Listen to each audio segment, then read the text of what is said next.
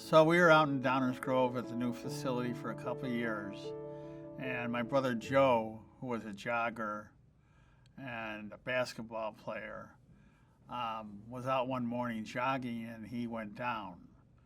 He was found on the side of the road, and he had internal bleeding from his aorta.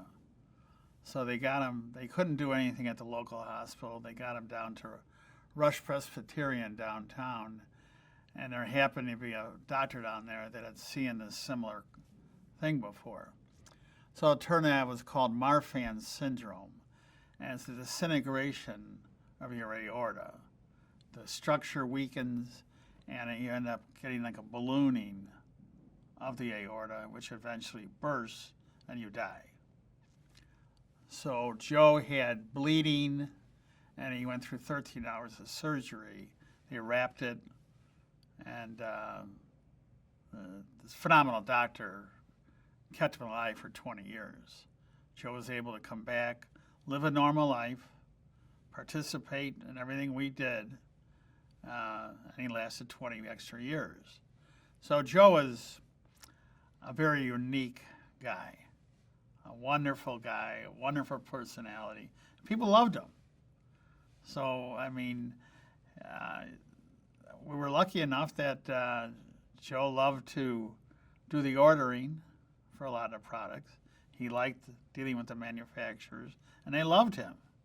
Yeah, Joe took on the Honeywell line and developed wonderful relationships and grew that line faster than anybody in the country. So he was our guy with Honeywell, as well as a lot of other things. Anything to do socially with the manufacturers, with the customers, Joe was at the forefront. Yeah, Joe was just a great person. He loved to talk to people, loved to be around people. People loved to talk to Joe.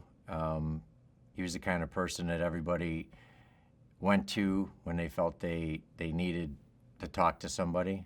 I said we called him our ombudsman because he was the guy that, he was our HR before we had HR. So people would talk to Joe.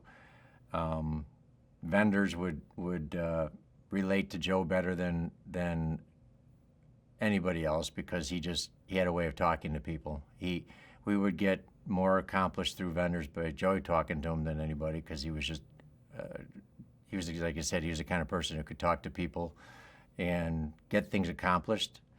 A lot of us would be saying the same thing and people just wouldn't hear the same story. So, Joe was a great person. It was great to be around. It was fun to be with. I always thought of Joe as like a brother to me. So when Joe passed, it was really tough on all of us.